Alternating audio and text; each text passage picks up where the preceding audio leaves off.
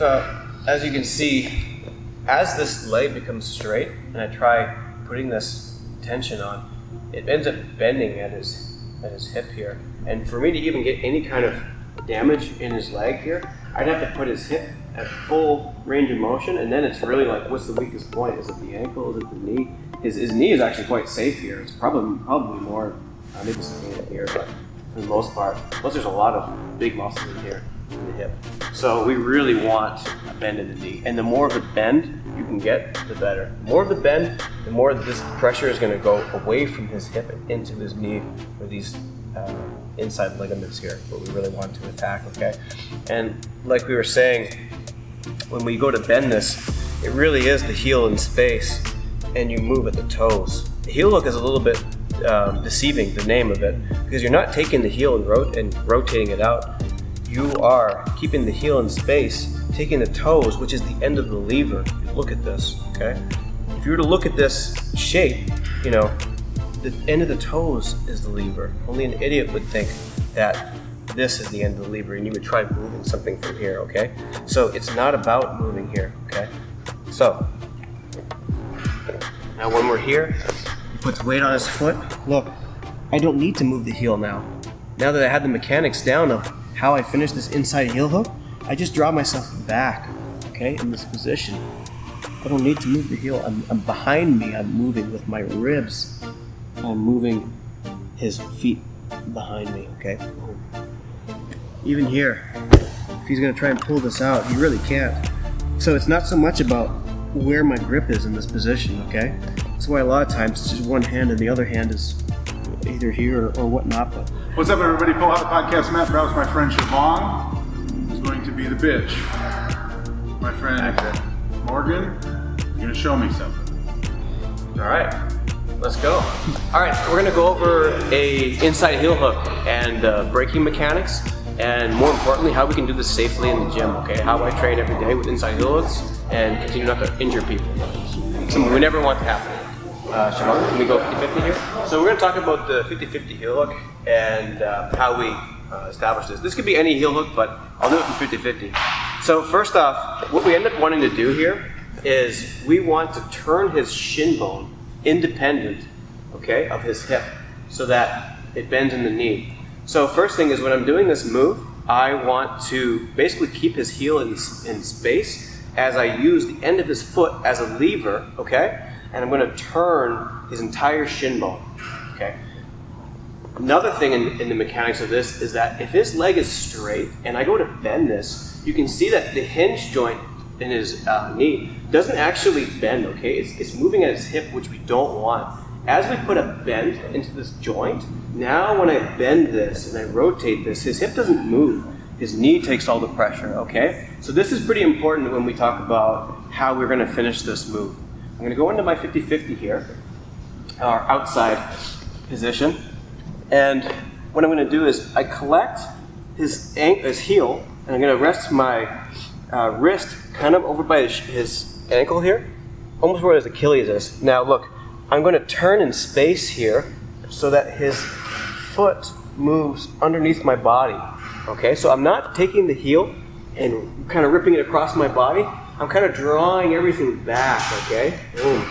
So now second is I need to add a fulcrum, because if I do this with nothing, he can just move his hips independent. There's really no pressure. So what I'm going to end up doing is I'm going to add a fulcrum with my hip, okay? My hip, basically fulcrum right above his knee. And now I reinforce this fulcrum, okay, with a wedge, so that now when I go to move and draw my hips back, okay, now everything takes this pressure. So what I end up doing is I end up putting a lot of torque and tension on his knee without really having to finish this move right there. It's hard to see, but Shiv can feel this here. It's something similar to having a face cloth, okay? And kind of wringing it out slowly, and you can feel that torque and tension on it before you do that final ring. This is really what I'm doing to Siobhan's knee here, okay? So when we're in the gym and when we're training, I will come and collect everything here, and I'm just gonna play around with this. I'm gonna feel. Right now there's really nothing on your knee here, right? Not too much. But look, as I draw everything back, and I reinforce this wedge, now I can start to feel this torque and tension. And for Shivang here, if he wants to even kick through here, do you want to kick through? No, he doesn't want to kick through. How about here? If I kind of like roll him up here, can you kick through? Yeah, he can still move and everything, right?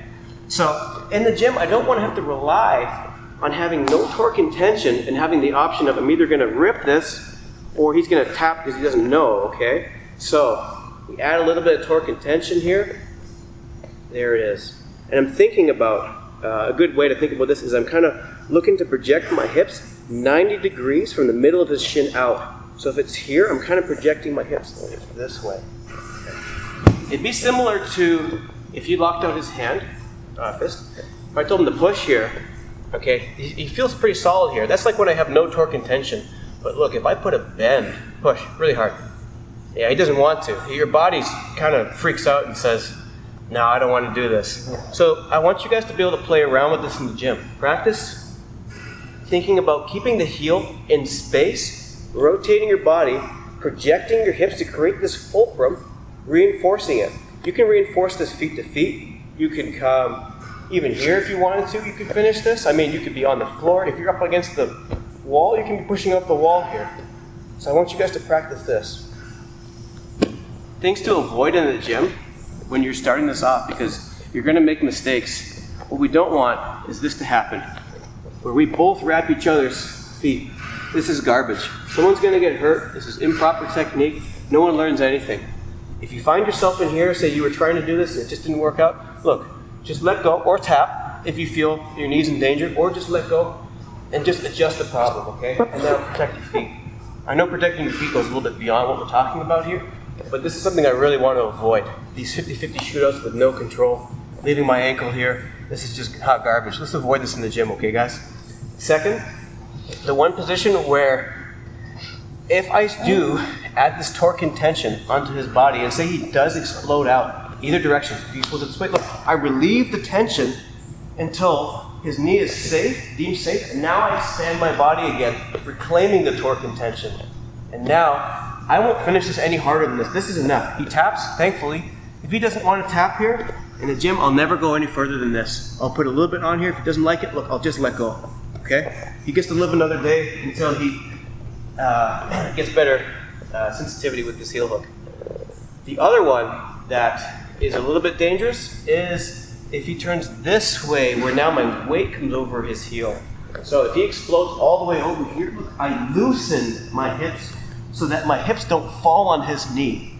Okay? Really important. I don't want this to come crashing down and all of a sudden now there's torque and tension and weight comes down on his knee. So let's avoid that too. So if I do start with this position and he does able to get his legs up, what I'll end up doing is I'll just let his leg go. I'll respin. And now I'll put everything back in place. Perfect, okay? So this is just some good tips for you guys. If you guys want to start training 50-50 or inside heel hooks, okay? How to do them safely and maybe at a higher level. Maybe you introduce some extra braking mechanics for your inside heel hooks. So if you have any questions, you can always message me or Siobhan, or I recommend you to check out Ryan Hall's 50-50 Mechanics Modern Jiu-Jitsu video, which is really good. Thanks, guys.